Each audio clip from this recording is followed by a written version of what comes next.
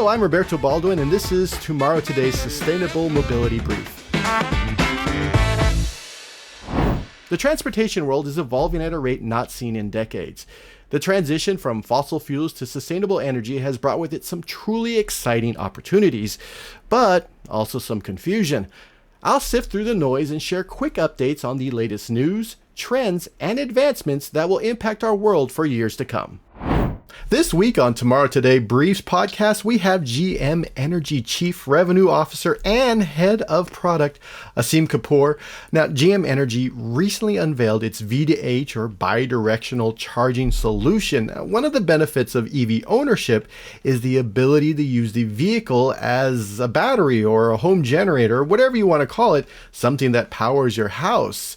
But this product and this technology does so much more. Asim, thanks for joining me today. I really appreciate it. Thanks for having me, Roberto. When I think about home charging, traditionally in the last few years, the market has been handled by third parties, like, either charging companies or, who have charging stations, like public facing charging stations, or companies that all they make is home charging stations. But in the past few years, we're actually seeing a few more charging solutions from OEMs like GM. Can you talk a little bit about the decision by GM Energy to get into this space? Yeah, I think for us, it's really all about customer experience. We believe, keeping the customer at the center of all our decisions. And as we look at the major drivers for adoption, we believe that, providing seamless charging solutions, is core to that experience. And, within GM Energy, we've actually have three core tenets to that strategy, right? So one is really around public charging. So we have some significant partnerships with charge point operators to ensure that we can provide preferred, access to public charging stations for our customers. The second is really around creating optionality for our customers with our vehicles. So to that end, we are launching new bidirectional, capable chargers such that we can allow our customers to take advantage of EV beyond just the mobility needs. And lastly, it's really around EV education and ecosystem, right? So how do we really create more awareness, allow our customers to better understand our products? And on the charging end, we have had considerable amount of experience deploying home chargers. And when we, launched the Bolt, which is one of the most successful products we had at General Motors, we offered a home installation charging program. And that was a very successful program that gave us quite an experience in terms of understanding what our customers prefer. And to that end, we believe that offering our own chargers, including the opportunity to install them, with a turnkey service is really in the best interest of our customers. So it takes away the complexity, it takes away the angst associated with, how to go about a charger. And more importantly, our brand is behind it, right? So as it relates to the after sales or service or warranty, we are going to stand behind those offerings and ensure that the customer has, a complete confidence in our products and offerings. Cool. I love the Bolt, by the way. RIP Bolt. But and so now with this new solution, this new vehicle to home bidirectional charging solution, what does that mean for vehicle owners? And you touched a little bit about education, one of the three tenets. And I think most people don't quite understand what bidirectional charging means and what owning an EV means. Because right now they're thinking, oh, well, I just run off electricity versus gas. But there's so much more going on. Yeah. So I think, Roberto, simply put, it's the ability for the customer to be able to charge the vehicle, the battery on the vehicle, as well as be able to discharge it, right? So you can use the energy that's on the battery itself to power your home, in the future to be able to power the grid. But as we launch our cutting edge EVs, we give our customers the ability to be able to power simple electronics off the vehicle, right? So there's AC ports that are included on the EVs itself. And the new set of products that we've launched allow the customer to take that a step further and use the EV to power their home. And we see the value in terms of, one, the fact that EVs are predominantly charged at home, right? So they are, over 80% of the charging happens at home. So they're available for the customer in the event, they have the need for resilience purposes when they have to power their home if the lights are out. Second, I believe, is in many cases in areas that are highly congested parts of the country where the grid is highly congested, if the grid is stressed and there's a need for the customer to go off the grid, or partially offset, their demand on the grid, then, EV creates that flexibility with them, through our new bidirectional products.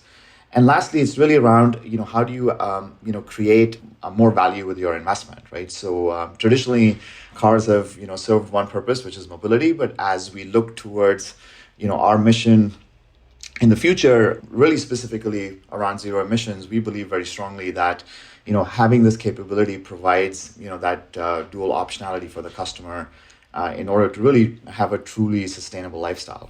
You talked about load balancing for the grid. One of the memes I always see on Facebook or other social media sites, or people tell me, they're like, well, once everyone buys an EV, the grid's gonna collapse, because it seems like as if everyone thinks everyone's gonna charge their EV at the same time at 3 p.m. in the afternoon.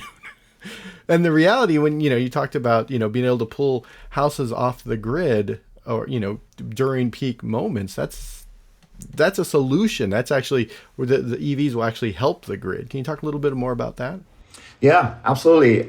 We believe, very strongly that EVs are going to be a flexible grid resource, right? So, there's a school of thought that if you have all the EVs concurrently charging, that it may actually end up overloading, certain parts of the circuits or certain part. But the vehicles that are being designed, by General Motors have, quite a bit of intelligence on the systems and the platforms, and allows our EVs to respond intelligently to grid signals. Such that if whether it's through a price signal or through a utility notification, we can give the customer the flexibility to be able to start and stop charge when there's a need from the grid.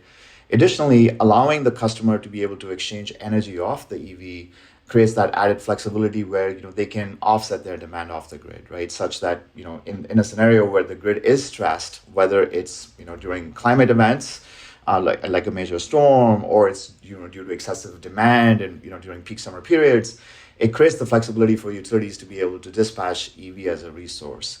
And in the future, our vision is that as we deploy extended capability beyond vehicle to home to allow the vehicles to be able to discharge into the grid, which is commonly known as vehicle to grid capability, we have the opportunity to be able to really truly enable grid balancing, right? Such that you can use all these flexible resources and create virtual power plants. And that's really the vision we have, and the North Star is, to create EV-enabled power plants, virtual power plants. Excellent. I don't think people quite understand. So when the grid gets stressed, the utilities, what they have to do is they have to fire up these things called peakers, and they're typically older machinery. They're not great for the environment. They're extremely expensive, and so that's why your prices go up. And even then, what happens, especially you have rolling blackouts. We have storms. I live in Northern California, where we have issues where we're just going to turn the electricity off on this day because it's too windy, because there's concern about fires and stuff like that, and having not having to worry about the fact that electricity is going through wires to your house, and being able to power your house off of your car is a huge benefit. Anyone who lives in Northern California, you'd be like, oh, that's great.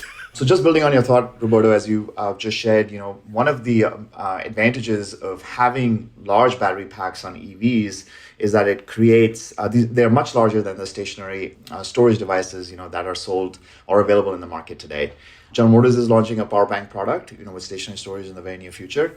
And typically, they can vary in size from 10 kW or 10 kilowatt hour to as large as 30 kilowatt hour. But the battery bank in the Silverado is close to 200 kW, and that's 10 times the size of what's available on a stationary battery, giving the customer the opportunity to be able to use that battery for backup generation. And it's interesting because people are like, well, you're going to use up all the power in your car. The average home, like if you have everything blazing, about 20 kilowatts a day. So it's actually quite less than what your vehicle uses. So if you have a Silverado, you could just turn everything on probably for 10 days. And if you're actually a little bit smarter about your energy usage, you're looking at 2 weeks of power from your Silverado. Yes, which is impressive. You can absolutely optimize that and extend the duration. So as you manage, in the future, we believe that as customers migrate to smart homes and smart panel technology, that would create added flexibility. So some of the future generation products that General Motors is going to launch will have that added flexibility to allow the customer to be able to balance, the loads that they would want to power from their EV and extend that, beyond 10 days. The current solution that's coming out, it'll work on the Silverado, and then I believe most or all of the current and upcoming GM lineup. Current would be via software updates. But let's talk a little bit about the future. If I have a mixed home, I buy, let's say, a Blazer, and then I buy another EV from another OEM. And so it feels like there needs to be a standard, really, at this point for this, in order, because it feels like there's a lot of companies doing their own thing. And how is GM working towards something like this? Yes, standardization definitely will drive interoperability, which would, drive adoption, lower the cost curve, right, for the technology overall. And we believe that, the ISO 15118-2 charging standard really is the opportunity to unlock, bidirectional capability. So as GM and, our competitors adopt that standard, including the charging manufacturers, that would allow for customers to have the flexibility to be able to interoperate any EV, with the bidirectional products that we sell now and in the future. And you, in addition to an energy storage solution, are you also looking into solar? Is that also another a place where GM is looking to sort of get the whole package? Yeah, so we're pretty excited about the launching a stationary storage product in the very near future. It's called the Power Bank product, and it would give the customers the flexibility to be able to deploy that with or without storage, with or without solar, and allow the customer to take advantage to be able to power both the EV and the stationary storage through the solar or any combination thereof, right? So you can allow the customer to be able to power your home through the stationary storage or the EV, and also to be able to power the stationary storage device from the EV itself. So depending on what the condition is and what the retail energy prices are, we believe that giving the customer the most flexibility to be able to interoperate their EV with a stationary storage and solar just creates more flexibility, gives them the independence to be able to live off the grid if they choose to, and then more importantly, to be able to save as much energy as they'd like, right? That's produced from the solar generation. So we're very excited to launch that in the very near future,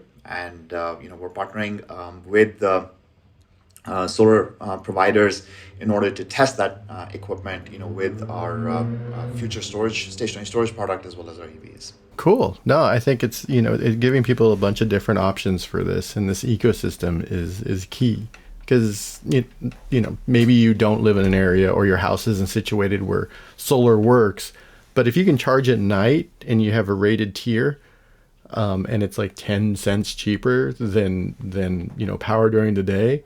If you have a vehicle that maybe doesn't, you get home at 3 p.m. or 5 p.m. when it's peak hours, you could run your house until past peak, and then at the end, and then that night recharge your car, go to work, do your errands, come back, peak, use the energy from the vehicle, and just keep doing that again and again and again, and save yourself a big pile of money. And then of course, if you have solar, that just makes it's like a cherry on top for energy usage. Absolutely, and one of the ways I would build on that, Roberto, is that we want to make it as easy for our customers as possible. So hardware products will accompany a whole digital app ecosystem. So the My Brand app that the customer uses with the purchase of our vehicle, which is the My Chevy app, initially will have the capability, will allow the customer to be able to control their EV for bidirectional capability, as well as when we launch the stationary storage and solar products. So it's fully interoperable digital experience, and the customer can set and forget, right? So to your point earlier, if the customer chooses to pick those windows of time when the price of electricity is the lowest, when they want to discharge those resources or store energy, that is entirely up to the customer to give them the choice at the tip of their fingers and allow them to do manage that experience through the digital apps. Awesome. So what's next? I mean, this is huge, to be honest. And again, I think most people don't quite understand that the EV is so much more than just the thing to get you around town. But what's next for GM Energy? Yeah, well, I think so. First of all, we're really, really excited about launching the first generation of products. We believe that this is really the tip of the spear for us in terms of giving customers the choice and the flexibility to be able to create more value, with with the investment they make with our EVs.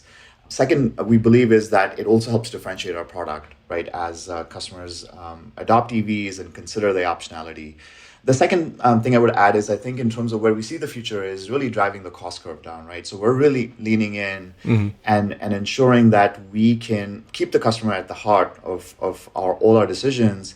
And as our vehicles become more mainstream, giving them the optionality to be able to seamlessly interface, those assets with the grid. So we're actively partnering with utilities to do different proof of value pilots to be able to show that our EVs are grid friendly, and customers can easily, no matter where they live in the United States, they can easily interoperate their EV with the grid.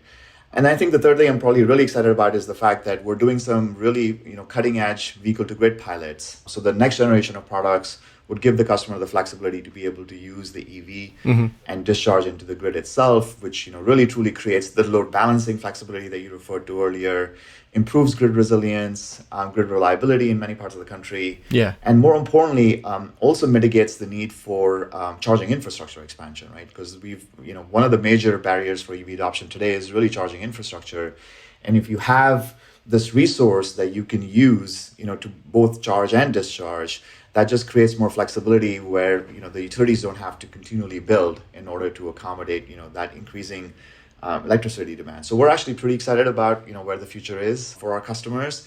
And we are leaning in to bring cutting edge products to the market and partnering with our utilities across the country to be able to, demonstrate that they can rely on these assets as flexible grid service resources. Cool. Thank you so much, Asim. I really appreciate you coming on today, and I'm very excited to see these on the market. Yeah, it's been a pleasure, Roberto, and it's always good to talk about how our EVs are creating value for our customers, so we're very excited. For more information about the evolution of sustainability, head on over to sustainablecareers.sae.org. There you can read about how the new Mercedes e-Sprinter electric delivery van will be a force for creating jobs in the United States. Be sure to subscribe and listen every week on your favorite podcast platform. SAE International makes no representations as to the accuracy of the information presented in this podcast. The information and opinions are for general information only. SAE International does not endorse, approve, recommend, or certify any information, product, process, service, or organization presented or mentioned in this podcast.